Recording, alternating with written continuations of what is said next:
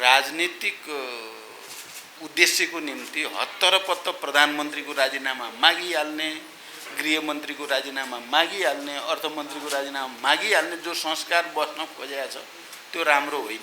प्रधानमन्त्री, गृहमन्त्री, अर्थमन्त्रीलाई स्पष्टीकरण राम्रोसँग दिने मौका पनि नदिनकन राजीनामा दिने भए देऊ, नत्र भने सदन चल्न दिँदैनौँ भनेर पहिल्यै घोषणा गर्ने कल्चर मैले प्रधानमन्त्रीजीहरू मन्त्रीहरूसँग कुरा गरिसकेपछि मात्रै अनि भन्न सक्छु।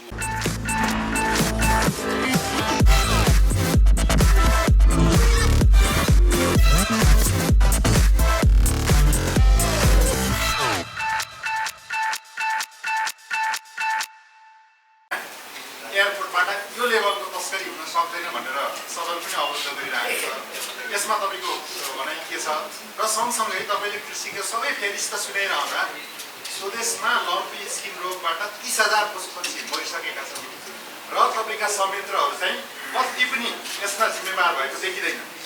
यो रोग नियन्त्रणका लागि कति पनि जिम्मेवार भएको। पहिलो कुरा म अहिले चाहिँ अब इटालीमा राष्ट्रसङ्घको खाद्यसँग सम्बन्धित कार्यक्रममा सहभागी भएर आएको हुनाले मैले तपाईहरुले प्रश्न यसैसँग सोध्नु होला सम्बन्धित भएर भनेको, अर्को सोध्नुभयो। अब म साथीहरुसँग कुराकानी गर्छु। एउटा चीज भने अब मैले प्रश्न भन्नुपर्छ, राजनीतिक उद्देश्यको निम्ति हत्तरपत्त प्रधानमन्त्रीको राजीनामा मागिहाल्ने, गृहमन्त्रीको राजीनामा मागिहाल्ने, अर्थमन्त्रीको राजीनामा मागिहाल्ने जो संस्कार बस्न खोजेको छ त्यो राम्रो होइन। प्रधानमन्त्री, गृहमन्त्री, अर्थमन्त्रीलाई स्पष्टीकरण राम्रोसँग दिने मौका पनि नदिनकन राजीनामा दिने भए देऊ, नत्र भने सदन चल्न दिँदैनौँ भनेर पहिल्यै घोषणा गर्ने कल्चर, यो राजनीतिक कल्चरले हामीलाई राम्रो ठाउँतिर लाँदैन। म यति भन्न चाहन्छु। अरू घटनाक्रम के भएको छ भन्ने कुरा मैले प्रधानमन्त्रीजीहरू मन्त्रीहरूसँग कुरा गरिसकेपछि मात्रै अनि भन्न सक्छु मैले। पहिलो कुरा। अब दोस्रो कुरा, लम्की स्किनको बारेमा हामी पहिले पनि क्याबिनेटमा पनि र मन्त्रालयमा पनि हामी लगातार छलफल गरेर धेरै हदसम्म तपाईले भने जस्तो स्थिति होइन। यो रोग फैलियो, हामीले चाहिँ सामान्य अनुमान गरे भन्दा बढी फैलियो, त्यो साँचो कुरा हो। तर सरकारको तर्फबाट त्यसको निदानको लागि पनि त्यत्तिकै प्रयास भएको छ र हजारौं गाईबस्तुहरू चाहिँ भ्याक्सिनबाट, उपचार प्रक्रियाबाट सन्चो पनि भएका छन्। अर्को पक्ष त्यो पनि हो। तर हामी सबै मिलेर यसलाई निदान गर्नको लागि अझै मेहनत गर्नुपर्छ भन्ने कुरा पनि साँचो हो। अब अहिले कृषि मन्त्री पनि मसँग नै हुनुहुन्थ्यो उता नै, उहाँले चाहिँ जानु अगाडि लम्की स्किनको चाहिँ रोकथामको निम्ति मैले भनेको पनि थिएँ, हामीले क्याबिनेटमा छलफल गरेका पनि थियौँ र धेरै मेहनत गरिएको छ। यो कुरा पनि पत्रकार साथीहरूले बुझ्दिन पर्यो। दोस्रो तेस्रो के भन्नु पर्यो अब त्यसकारण अरू कुरा त अब तपाईहरुलाई थाहा छँदैछ। एउटा के कुरा हो भने अहिले हामी बडो उपयुक्त समयमा संयुक्त राष्ट्रसङ्घको एउटा महत्त्वपूर्ण फोरम एओको र त्योसँग सम्बन्धित अरू फोरममा गएर सक्रियतापूर्वक, अझ 2 दिन त यस्तो थियो कि त्यहाँ संसारभरिका अब राष्ट्रपति, सरकार प्रमुख, सबै मन्त्रीहरू त खचाखच हलमा थियो। त्यहाँ नेपालै नेपाल देखिन्थ्यो। किनोट स्पिकरले नेपालकै सुरु गर्दाखेरि पनि नेपालकै, सबै नेपालकै हुँदा त्यसले चाहिँ राम्रो सन्देश चाहिँ विश्वभरि प्रवाहित भएको छ। र चाहिँ फेरि राष्ट्रसङ्घका महासचिवसँग अनि एओकै डाइरेक्टरसँग जस्तो खुला दिलले कुरा भयो, उहाँहरू नेपाललाई सहयोग गर्ने, अझ बढाउने सहयोग भन्ने कुरामा प्रतिबद्ध हुनुभएको छ। त्यो चाहिँ वास्तवमा हाम्रो सक्रियता, हाम्रो एक खालको इन्टरभेन्सन भन्छ नि, हामीले आफ्नो ठाउँबाट जो हस्तक्षेप गऱ्यौँ त्यो अझ त्यो बालबालिकाको खाद्य चाहिँ स्कुल मिल सम्बन्धी विषयमा त खुलेर प्रशंसा गरे। मैले बोलेर तल झल्न पाएको छैन, बधाई दिनेको ताती भयो, यही हो गर्नुपर्ने भने जस्तो भयो। र पछिका मिटिङहरू पनि, शेख हसिनासँगको मिटिङ पनि अनि डाइरेक्टरसँगको मिटिङ पनि त्यसरी नै नेपालको राष्ट्रिय हितमा महत्त्वपूर्ण चाहिँ बैठक भएको मैले महसुस गरेको छु। कतिपय पत्रकार साथीहरूले प्रधानमन्त्री नगए नै हुने, कहिले नै गएको थिएन, भएकै र त जम्मा 2021 बाट पहिलो भएको 2021 त्यसपछि अहिले भएको 2021 मा नेपालको प्रधानमन्त्रीले र संसारभरि भर्चुअल मिटिङ भएर छ। त्यहाँदेखि पत्रकार साथीहरूले पनि अलि राम्रो बुझेर अध्ययन गरेर लेख्नुपर्छ। तपाईहरुलाई भने त होइन, जसले लेख्नुभयो विचारै नगरी लेखिदिने के। नेपाललाई राष्ट्रलाई फाइदा भएको कुरा त फाइदा भयो भन्न पनि सक्नु पर्यो नि। अरु धन्यवाद। Thank you.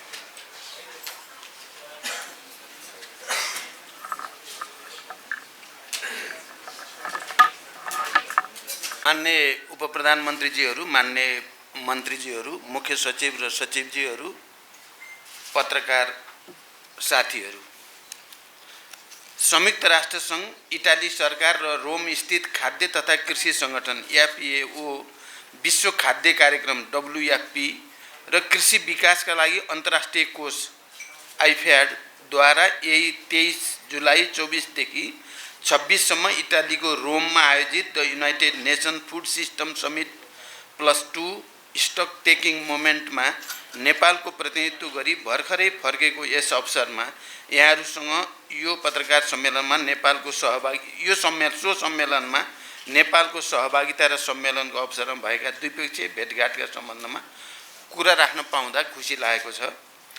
सन् 2021 को नोभेम्बरमा संयुक्त राष्ट्र संघको मुख्यालयमा भर्चुअल रूपमा आयोजित the United Nation food system summit, जसमा नेपालका तर्फबाट तत्कालीन प्रधानमन्त्रीले भाग लिनु भएको थियो एवं दिगो विकास सम्बन्धी एजेन्डा 2030 द्वारा अभिव्यक्त दिगो कृषि विकास, खाद्य सुरक्षा, पर्याप्त र स्वास्थ्यकर खाद्यमा पहुँच, भोकमरीको अन्त्य लगायत समग्र कृषि विकास प्रणालीमा हामीले हासिल गरेको प्रगति, हामीलाई प्राप्त अवसर, हाम्रा सामु देखिएका चुनौतीका सम्बन्धमा अनुभवको आदान प्रदान, छलफल र मूल्याङ्कन गरी अबको गन्तव्य निर्धारण गर्ने उद्देश्यले आयोजना गरिएको यस महत्त्वपूर्ण सम्मेलनमा नेपालको सहभागिता अत्यन्त सक्रिय, यथार्थमा भन्दा देखिने तथा अनुभूत हुने गरी सक्रिय रहेको बेहोरा म यहाँहरूलाई अवगत गराउन चाहन्छु। उक्त अवसरमा जुलाई 24 मा सम्पन्न सम्मेलनको उद्घाटन समारोह अफिसियल ओपनिङमा नेपाल सरकार प्रमुख तथा अति कम विकसित राष्ट्र LDC को चेयरका हैसियतमा सम्बोधन गर्नुका साथै जुलाई 25 मा आयोजित सम्मेलनको अत्यन्त महत्त्वपूर्ण सत्रको रूपमा हेरिएको food system transformation in practice, success, challenge and the way फरवर्डमा मैले नेपालको प्रतिनिधित्व गर्दै की स्पिकरको रूपमा सम्बोधन गरेको यहाँहरूलाई अवगत गराउन चाहन्छु। साथै सम्मेलनको अर्को महत्त्वपूर्ण सत्र प्लेनरी सेसन अन स्कुल मिललाई पनि नेपालको सरकार प्रमुखको हैसियतमा मैले सम्बोधन गरेँ। माननीय कृषि मन्त्री लगायत मेरो प्रतिनिधिमण्डलका अन्य सदस्यहरूको पनि सम्मेलनका अन्य सत्रहरूमा सक्रिय सहभागिता रहेको थियो। 24 जुलाईमा सम्पन्न उद्घाटन सत्रलाई सम्बोधन गर्ने क्रममा मैले खाद्य सुरक्षा, पर्याप्त र सुरक्षित र स्वास्थ्यकर खाद्यमा सहज पहुँच, दिगो कृषि विकास, गरिबी निवारण, भोकमरीको अन्त्य लगायतका एजेन्डा 2030 ले निर्देश गरेका उद्देश्य प्राप्त गर्नमा अति कम विकसित राष्ट्रहरूले भोग्नु परेका समस्याहरू LDC को चेयरम्यानको हैसियतमा अन्तर्राष्ट्रिय समुदाय समक्ष राखेँ। साथै अति कम विकसित मुलुकहरूका करोडौंको संख्यामा रहेका जोखिममा परेका नागरिकहरूलाई आशाको दियो सञ्चार गर्नका लागि अन्तर्राष्ट्रिय समुदायले सामूहिक प्रतिबद्धता देखाउनु पर्ने खाँचो पनि मैले प्रष्ट पारेको छु। विश्वव्यापी रूपमा देखा परेको जलवायु परिवर्तनलाई थेग्ने दिगो र भरपर्दो उत्पादकत्व वृद्धिका लागि विशेष गरी साना कृषकहरूको लागि प्रविधि, मल, बजार, पुँजीमा सहज पहुँचको सुनिश्चितता गर्न आवश्यक रहेको विषयलाई जोडदार रूपमा राखेको छु। उद्घाटन सत्रमा संयुक्त राष्ट्र संघका महासचिव, आयोजक प्रमुख इटालीका प्रधानमन्त्री तथा अन्य मुलुकका राष्ट्र प्रमुख तथा सरकार प्रमुखहरूले समेत सम्बोधन गर्नुभएको थियो। सोही दिन बिहान आयोजित स्कुल मिलसँग सम्बन्धित प्लेनरी सेसनमा बोल्दै मैले स्कुल मिलका सम्बन्धमा नेपाल सरकारबाट भएका प्रयासहरू अन्तर्राष्ट्रिय समुदाय समक्ष राखेको थिएँ। यहाँहरूलाई अवगत नै छ, स्कुल फिडिङमा नेपालको अनुभव यथार्थमा नै सफल अनुभव रहेको छ। नेपाल सरकार र WFP को सहकार्यमा सञ्चालित यस कार्यक्रमबाट 33 लाखभन्दा बढी बालबालिका लाभान्वित भएका छन्। यो कार्यक्रमबाट विद्यार्थीहरूको भर्ना सङ्ख्या, हाजिरी र उनीहरूको सिकाइको स्तरमा उल्लेख्य परिवर्तन भएको छ। गत 5 वर्षमा हामीले दिवा खाजा कार्यक्रमको बजेटमा 4 गुणाले वृद्धि गरेका छौँ। यसै वर्ष पनि यो तथ्यलाई आत्मसात गर्दै शिक्षा क्षेत्रको सम्पूर्ण बजेटको 6% यस कार्यक्रमका लागि छुट्याइएको छ। यो क्षेत्रमा नेपालले लिएको अग्रसरताप्रति अन्तर्राष्ट्रिय जगतले प्रशंसा गरेको छ। साथै WFP ले यस क्षेत्रमा थप सहयोग गर्ने तत्परता पनि व्यक्त गरेको छ। यो सम्मेलनको अत्यन्त महत्त्वपूर्ण सत्रको रूपमा लिएको food system transformation in practice, successes, challenges and the way forward, जुन दोस्रो दिनको बिहान आयोजना भएको थियो, सो प्लेनरी सेसनलाई मैले कीनोट स्पिकरको रूपमा सम्बोधन गरेँ। सो क्रममा मैले यो सम्मेलनले सन् 2021 मा आयोजित फुड सिस्टम समिट पश्चात समग्र खाद्य प्रणाली तथा कृषि क्षेत्रको विकासमा भएका कार्यहरूको समीक्षा गर्दै अबको बाटो तय गर्न हामीलाई मार्गदर्शन गर्ने कुरा हामीले व्यक्त गर्यौं। मैले अन्तर्राष्ट्रिय समुदाय समक्ष नेपालको संविधान धारा 36 ले प्रत्याभूत गरेको सम्पूर्ण नेपालीको खाद्य सम्बन्धी हक सुनिश्चित गर्न सरकार दृढ रहेको र सरकारले food system transformation strategic plan 2022 देखि 2030 तयार गरेको र त्यसलाई प्राथमिकताका साथ कार्यान्वयनमा लैजाने धारणा व्यक्त गरे। कृषि उत्पादकत्व वृद्धि गर्ने, स्थानीय कृषिलाई सपोर्ट गर्ने, स्टोरेज सिस्टम सुधार गर्ने, कृषि पूर्वाधार विकासको लागि पब्लिक प्राइभेट पार्टनरसिपमा जोडिने जस्ता विषयहरू उक्त रणनीतिक योजनामा समाविष्ट भएको बारे पनि अन्तर्राष्ट्रिय समुदायलाई अवगत गराइयो। औपचारिक कार्यक्रमहरूका अतिरिक्त सम्मेलनका दौरानमा अत्यन्त महत्त्वपूर्ण द्विपक्षीय भेटवार्ता तथा संवादहरू भएका छन्। सम्मेलनको साइडलाइनमा संयुक्त राष्ट्रसङ्घका महासचिव महामहिम एन्टोनियो गुटेरेससँग भेटघाट तथा छलफल भएको यहाँहरूलाई अवगत गराउन चाहन्छु। सो अवसरमा संयुक्त राष्ट्रसङ्घ र नेपाल बीचको सहकार्य तथा सहयोग, विश्व शान्तिमा नेपालले पुर्याएको योगदान, मल्टिल्याटरलिजम, क्लाइमेट चेन्ज, गरिबी निवारण तथा खाद्य सुरक्षा जस्ता विषयमा छलफल भएको थियो। उक्त अवसरमा मैले उहाँलाई उपयुक्त समयमा नेपाल भ्रमण गर्नका लागि निमन्त्रणा गरेको छु र सो निमन्त्रणालाई उहाँले सहर्ष स्वीकार गर्नुभएको छ। उहाँ नेपालप्रति चासोका साथ जानकारी राख्ने शुभचिन्तक रहेको बारे यहाँहरूलाई जानकारी नै छ। उहाँ छिटै नै नेपाल आउने प्रतिबद्धता व्यक्त गर्नुभएको छ। यसैगरी खाद्य तथा कृषि संगठन FAO का डाइरेक्टर जनरल डाक्टर चु दोनग्यू, विश्व खाद्य कार्यक्रम WFP का एक्जिक्युटिभ डाइरेक्टर मिसेस क्लिन्डी हेन्सले म्याकेन र कृषि विकासलाई अन्तर्राष्ट्रिय कोषका प्रेसिडेन्ट डाक्टर अल्भारो लारियोसँग समेत भेटघाट तथा छलफल भयो। उक्त छलफलहरू नेपालको ती सङ्गठनहरूसँगको सहयोग तथा विकास साझेदारी, नेपालमा ती सङ्गठनहरूको सहयोगमा सञ्चालित आयोजनाहरूको कार्यान्वयन, नेपालको कृषि विकास, ग्रामीण विकास, खाद्य सुरक्षा, गरिबी निवारण तथा ती सङ्गठनहरू अब हुने साझेदारी तथा सहयोगका सम्बन्धमा केन्द्रित रहेका थिए। यहाँहरूलाई अवगत नै छ, FAO, WFP, IFAD तीनै सङ्गठनले नेपालको कृषि विकास, ग्रामीण विकास, खाद्य सुरक्षा, गरिबी निवारण, महिला किसानहरूको जीवनस्तर सुधार जस्ता विषयमा लामो समयदेखि नेपालसँग सहकार्य गर्दै आएका छन्। यस सन्दर्भमा खास गरी FAO का डाइरेक्टरले त तुरुन्त नै नयाँ आयोजना नेपालमा ल्याउने र उत्पादन वृद्धिमा विशेष सहयोग गर्ने प्रतिबद्धता व्यक्त गर्नुभएको छ। सम्मेलनको दौरानमा बङ्गलादेशका प्रधानमन्त्री महामहिम शेख हसिनासँग महत्त्वपूर्ण द्विपक्षीय भेटघाट भएको छ। यहाँहरूलाई अवगत नै छ, नेपाल र बङ्गलादेश बीच अत्यन्त सुमधुर र मैत्रीपूर्ण सम्बन्ध रहिआएको छ।